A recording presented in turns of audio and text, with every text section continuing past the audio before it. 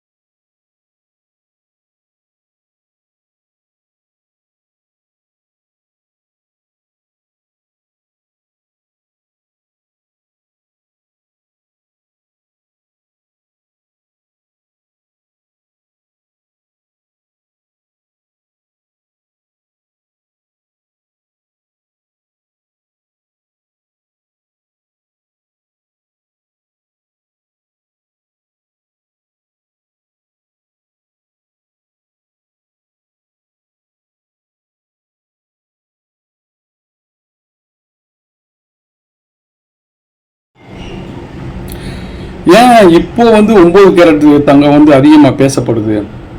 இதுக்கு பல காரணம் இருக்குது. முதல் காரணம் பார்த்தீங்கன்னா தங்கத்தோட விலை. கடந்த சில ஆண்டுகளாக தங்கத்தோட விலை உயர்ந்துக்கிட்டே இருக்குது. ஒரு சாதாரண குடும்பத்திற்கு 22 கேரட் வாங்குறது ரொம்ப சிரமமாயிடுச்சு. அடுத்த காரணம் பார்த்தீங்கன்னா ஃபேஷன். இன்றைக்கி தலைமுறை பாரம்பரிய நகைகளை விட ஈஸியாக ஒரு லேட்டஸ்ட் ஃபேஷன் உள்ள நகைகளை அதிகமாக விரும்புகிறாங்க. மூணாவது பார்த்தீங்கன்னா அந்த நகையினுடைய வலிமை. 9 கேரட்டில் மற்ற உலோகங்கள் அதிகமாக இருக்கிறதுனால ஈஸியாக வளையாது. இதனால் என்னென்னா டெய்லி மோதிரம், செயின், பிரேஸ்லெட்டு போடுறவங்க இந்த இதை தேர்ந்தெடுக்கிறாங்க. அப்போ 9 கேரட்டினுடைய நன்மையும் நம்ம தெரிஞ்சுக்கணும்ல நீங்கள். ஸோ அப்போ அதில் ஃபஸ்ட்டு பார்த்தீங்கன்னா குறைஞ்ச விலை. அது அந்த பட்ஜெட்டில் நல்ல நல்ல டிசைன்கள்லாம் வாங்கிக்கிற முடியும் அப்படிங்கிறது. ஏன்னா இப்போ 22 கேரட் நகை பார்த்தீங்கன்னா ஏறக்குறைய இன்னைக்கு விலைக்கு 13,700 வந்துருச்சு. ஆனால் 9 கேரட்டினுடைய விலை பார்த்துட்டிங்கன்னா ஒரு 5,000 6,000 இருக்கும். ஸோ அதனால் இந்த 9 கேரட் தங்கத்தை வாங்குறதுக்கு கொஞ்சம் பேர் விருப்பப்படுறாங்க. அதே மாதிரி இதை டெய்லி பயன்படுத்தலாம்.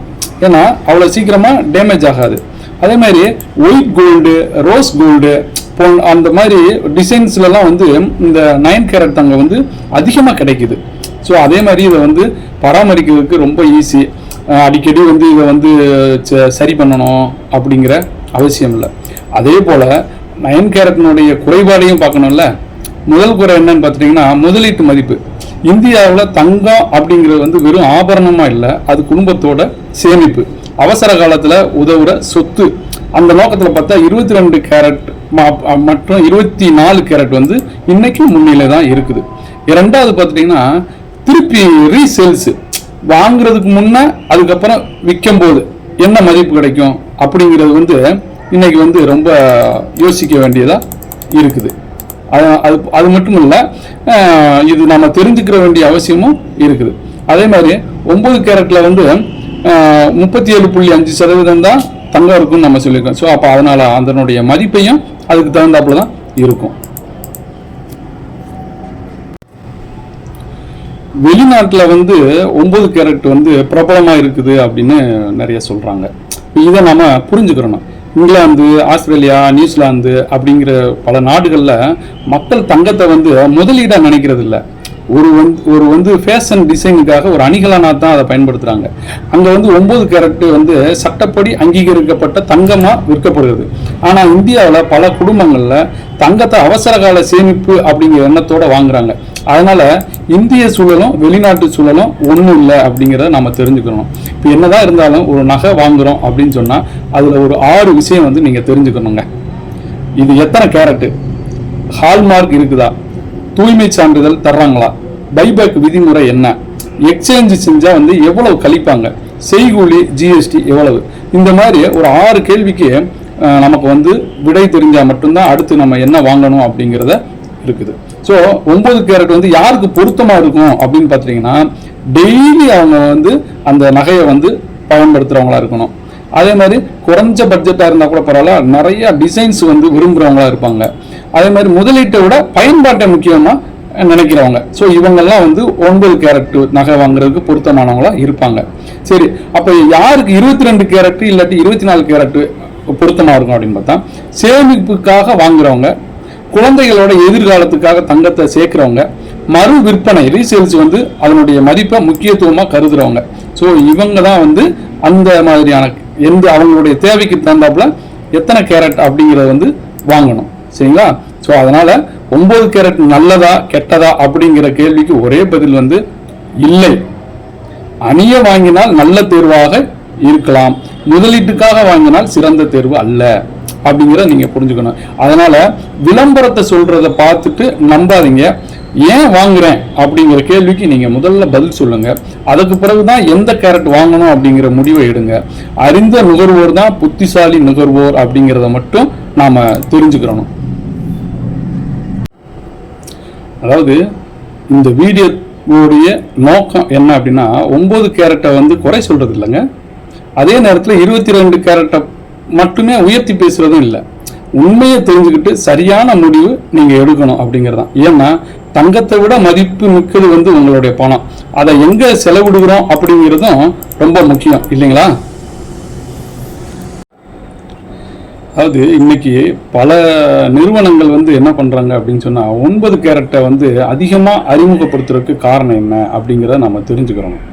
அதாவது தங்கத்தோட விலை ரொம்ப வந்து அதிகமாயிடுச்சு, மக்களுடைய வாங்கும் திறன் குறைந்து இருக்குதுன்னு சொல்லப்படுது. அதனால குறைந்த விலையில ஒரு மாற்று உருவாக்கப்பட்டுள்ளது. இதுல தப்பு ஒன்றும் இல்லைங்க. ஆனா 22 கேரட்டுக்கு மாற்றாக இதை சொல்லலாமா, அதுதான் இங்க விவாதம். அதாவது உங்ககிட்ட ஒரு 2 பாட்டில் இருக்கு, ஒண்ணுல வந்து 100% வந்து பழச்சாறு இருக்கு, இன்னொன்னுல வந்து 37.5% தான் பழச்சாறு இருக்கு. ரெண்டையுமே வந்து ஜூஸ்ன்னு சொல்லலாம். ஆனா ரெண்டோட தரமும் ஒண்ணா? அதுபோல 22 கேரட் தங்கம் 9 கேரட் தங்கம், இதுல ரெண்டினுடைய தூய்மையும் நோக்கமும் மதிப்பும் ஒன்றல்ல அப்படிங்கிறத நாம இன்னைக்கு தெரிஞ்சுக்கிறோம். அதே போல பாத்தீங்கன்னா 22 கேரட் தங்கத்தையும் 9 கேரட் தங்கத்தையும் எடுத்து பார்த்தீங்கன்னா ஒரு சின்ன வித்தியாசம் தெரியும்.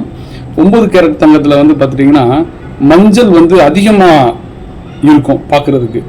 அப்போ அதுலேயே வித்தியாசம் தெரிஞ்சிடும் இது வந்து எத்தனை கேரட் தங்கம் அப்படிங்கிறது. அதே போல் பார்த்தீங்கன்னா அரசு வந்து இதுக்கு அங்கீகாரம் கொடுத்துருக்கு, ஏன்னா இதுக்கு வந்து ஹால்மார்க் முத்திரை கொடுத்துருக்குறாங்க. ஸோ அதனால் பயன்படுத்திக்கலாம்.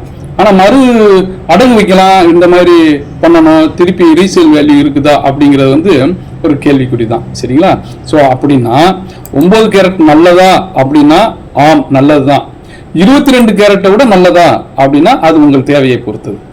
முதலீட்டிற்கு சிறந்ததா அப்படின்னா பெரும்பாலான சூழ்நிலைகளில் இல்லை. தினசரி பயன்பாட்டிற்கு ஏற்றதா அப்படின்னா பலருக்கு ஆம். அப்படின்னா விளம்பரத்தை நம்பி வாங்காதீங்க, உங்க தேவையை நம்பி வாங்குங்க. நீங்க செலவு செய்வது பணம் அல்ல, உங்களுடைய உழைப்பு. அதனால ஒவ்வொரு ரூபாயையும் யோசிச்சு செலவிடுங்க. இந்த வீடியோ உங்களுக்கு பயனுள்ளதாக இருந்தால் உங்க கருத்தை வந்து கீழே பதிவு செய்யுங்க. நீங்க எதை தேர்வு செய்யறீங்க, 9 கேரட்டவா 22 கேரட்டவா அப்படின்னு காரணத்தோட கருத்துல சொல்லுங்க. நன்றி, மீண்டும் சந்திப்போம்.